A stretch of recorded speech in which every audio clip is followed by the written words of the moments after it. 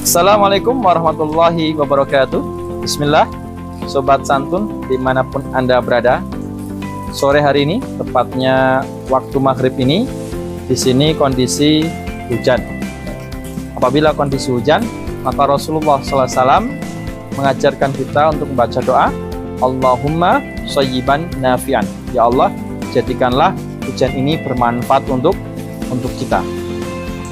Dan bagaimana kalau hujannya itu diiringi dengan angin? Diiringi dengan angin yang kencang, yang mungkin buat kita was-was, khawatir. Maka Rasulullah pun mengajarkan kepada kita suatu doa, yaitu yang berbunyi, Allahumma inni as'aluka khairaha wa khaira ma fiha wa khaira ma ursilat bihi wa a'udzubika min syarriha wa syarri